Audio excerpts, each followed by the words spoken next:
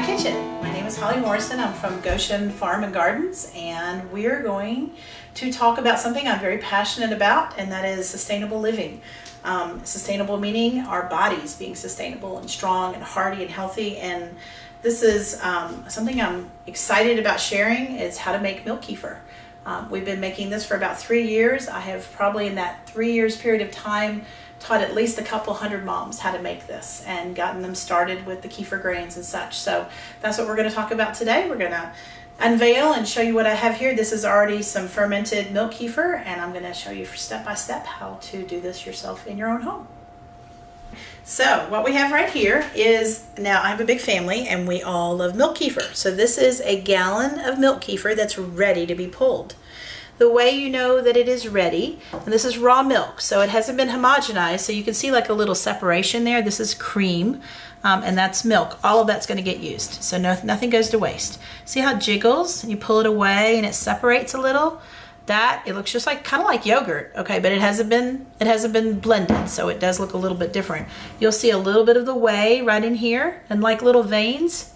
We're ready to pull. In the winter and spring, it takes, in my house, the temperature I run my house, about 3 days for it to get to this place. That's making a gallon. We're going to set it up to make a half a gallon, which is what normal people do. We just happen to like kefir a lot in our house, so we make quite a bit of it. So now what we're going to do is we're going to open it up, and I'll let you look at it open. It looks kind of shiny. There's nothing weird looking on top. You'll see some lumps. Those are the kefir grains, and they look like cauliflower once we get them out. So once we get them out, you'll totally get it. You never rinse kefir grains. You let them stay messy. That's totally fine. It makes them happy. And I've already washed my hands. Everything that we touch has been sterilized because we don't want any other cooties. We only want the happy ones that are in here. And I guess before we get too terribly far into it, I want to tell you why you want to drink milk kefir.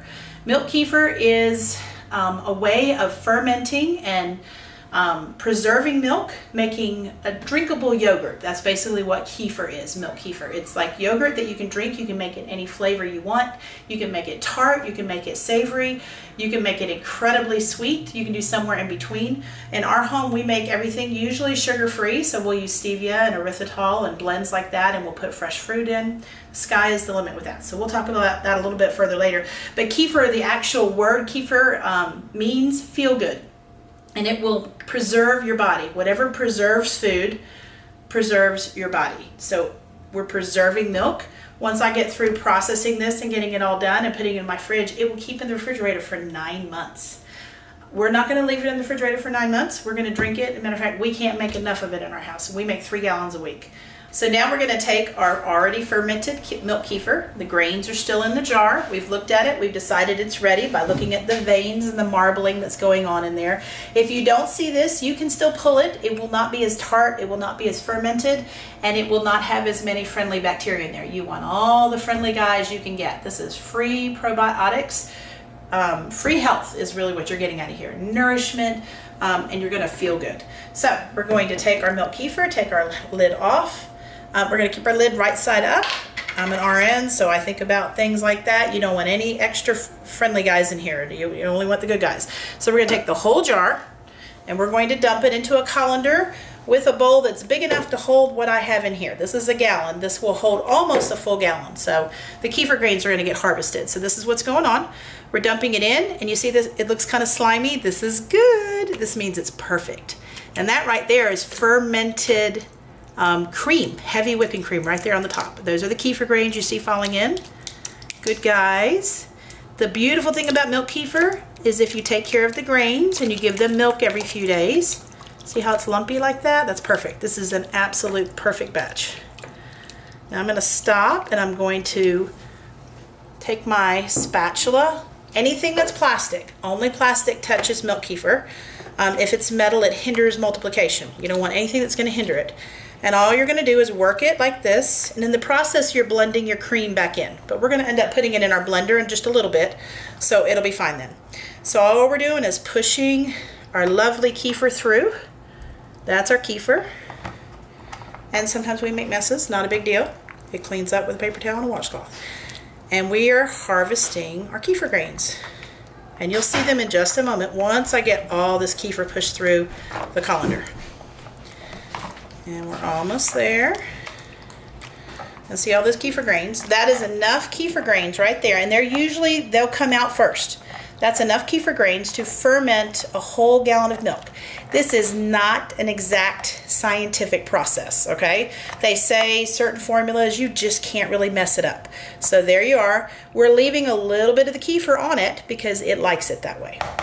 Now we're gonna take this and we're going to put it on a plate because we are keeping everything clean. And now this right here is about to go into our blender. Those are going to get put somewhere in a moment. They're fine right there. They could sit there for an hour and they would be totally fine. So we're mixing that well. It's okay. It's not a big deal if you don't mix it perfectly well, if it's all going back into the same jar. We're going to pour it into our blender carefully. And if anybody's really close, they might get splattered. It's going to expand when you buzz it, so you do not want to fill that baby full. I love Vitamix, but you do not need a Vitamix to do this. Now, I did own a restaurant, and I have owned a Vitamix for a long time, so I don't put a lid on mine, but I recommend anybody that's a newbie, put your lid on, or a plate on, or a bowl on, whatever you want. Just be happy. I don't usually use it, and I blend it, and this is going to be loud, so pardon the sound.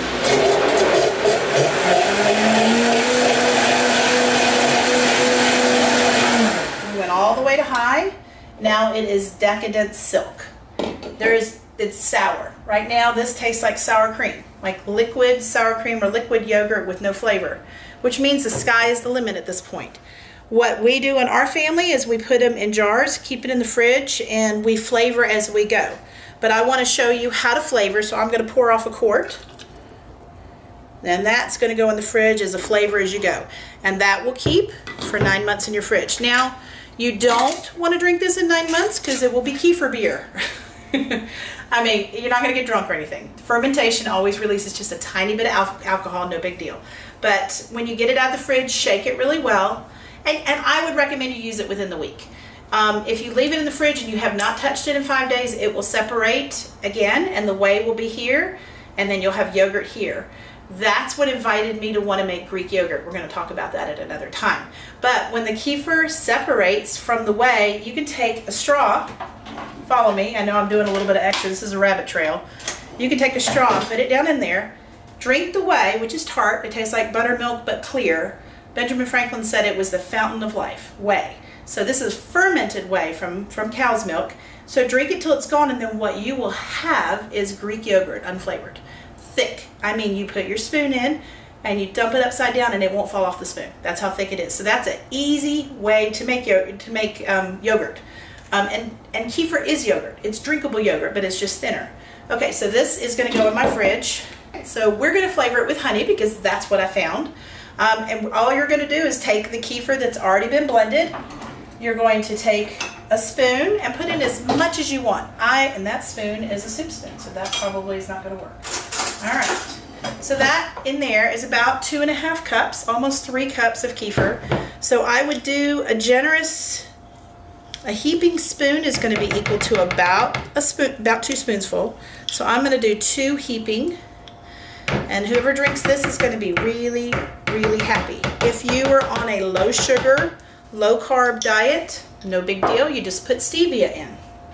And we're going to put it on the blender. I'm putting the lid on so Adam doesn't feel like I might squirt him. We turn it on, and there's the honey blending.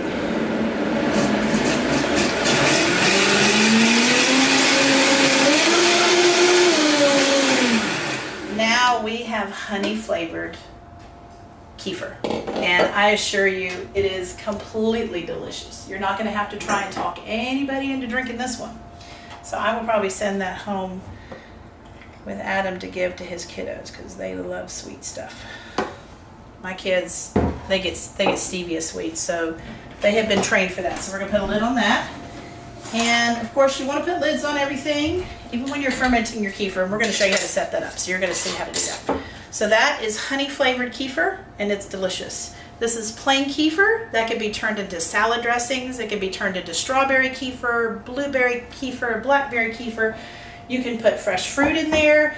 I usually use preserves, like strawberry preserves. Costco is great about carrying organic, big old jar of organic strawberry preserves, and you just put a couple dollops in there, buzz it up, and taste it. If it tastes good, you're good. If it doesn't taste good, maybe add a little stevia also, because by the time you've added a couple of dollops, you're there. So I showed you how to flavor it with honey. You can flavor it, like I said, with strawberry preserves or any flavor you enjoy. We're pouring off the last of what we've already blended, and then while we take a little bit of a pause, I'm going to go ahead and finish blending this so you don't have to listen to the blender. But it is exactly the same thing that we've done already. We're going to pour it in the blender. I'm going to leave mine unflavored. And you want to get all that goodness. Again, it's going to expand, so you want to give yourself a little bit of headroom, meaning it's going to expand. You're adding a little bit of air to it. And when it sits in the fridge, it gets even fluffier. So like tomorrow, it's going to be even thicker, and you're just going to love it. Okay, I'm putting the bowl on because I don't want to frighten anybody.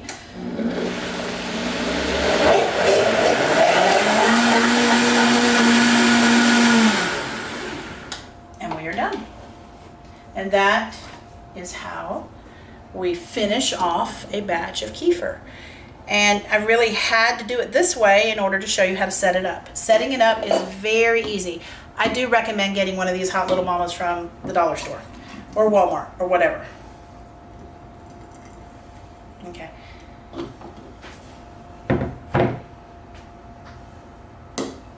And like I said, I keep everything sitting on something that I know is very clean, because we do not want our kefir going bad. You will know it's bad. You never have to wonder. And like I said, if it separates and occurs in whey, it is not bad. Now for the easy part, we're going to set up our kefir to ferment again. So we have a perfectly clean jar. We used this a moment ago. I kept it on my plate so it's still clean. Everything has been sat on a clean surface, so everything's clean. So we're going to take about half of these kefir grains, because this came out of a gallon. It is enough to culture a whole gallon. But I want to show you what it looks like to set up a normal amount. This is what a typical family would set up, a half a gallon. And we're putting our kefir grains in. They're covered in kefir. They're still looking a little stringy. That is a very good sign. That means you have very happy kefir grains. And I think I already mentioned that they look like cauliflower. All right, there's half of our grains. And I typically will take what's underneath and put that in too, but I'll just add it to some of my blending so that we don't get too messy in here. And it's not really, over time, you're going to get really good at this. It is not a hard thing. This is my favorite kind of milk. It is grass-fed and from a farmer that's not far away from here. And we pick this up on Saturdays, but you can make kefir out of every kind of milk. And you do not have to worry about whether it's from a farm or not. We need it because that is what keeps our body very happy. And all we're going to do is take our cold milk and we're going to pour it on top. And we're going to stop right where the rim is. And hopefully I get enough milk to get it to that point. Yeah, perfect. I thought I had about a half a gallon right there at the rim. That's going to give us a little room for expansion. This is not exactly a perfect process. Sometimes it expands faster than others. You always put a lid on your kefir, always, when you're fermenting. You don't want other things that are in the air to get into your kefir and culture it with something else. And now I always take it, tip it, and now all the milk has just been exposed to all that lovely culture.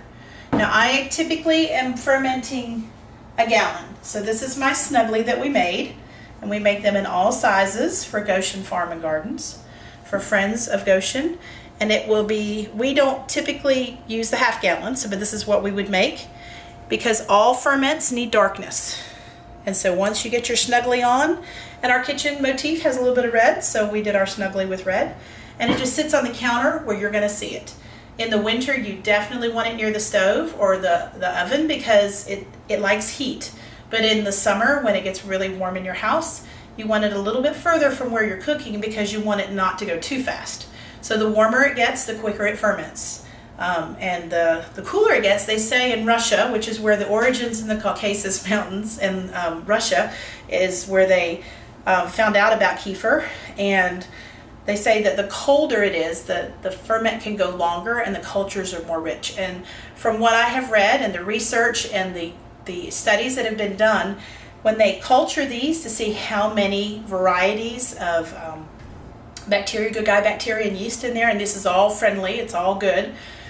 They said that half a cup of this is stronger than 10 bottles of probiotics. Now, it just depends upon where you're getting your information from. I learned how to make milk kefir from a lovely lady named Donna at Cultured Foods for Life. That's where I got my original kefir grains. I got 1 tablespoon and I paid $30 for it. That was 3 years ago. I have taught, as I said earlier on, almost 200 moms. That's what I got originally. I've taught over 200 moms how to do this and gave them cultures and taught them how to do it, and they're teaching other moms how to do it. So we just thought this would be a great place to start with Goshen Gardens to release sustainable living. We want our frames, which are the temple of the Holy Spirit, to be healthy and strong and vibrant and disease resistant. If you are consuming kefir, and what the research has shown in Germany, that if you are consuming 2 cups a day and you are doing that sustainably, like kefir, like just what we just made, this lovely stuff right here, not full of sugar, you kind of want to do a little stevia and a little bit of jelly or a little bit of honey, that you can prevent getting diabetes too, type 2 diabetes. Also, you can pretty much lock, stock, and barrel, if you are consuming this daily, you can prevent getting stomach bugs. So we've got our kefir grains and our fresh milk.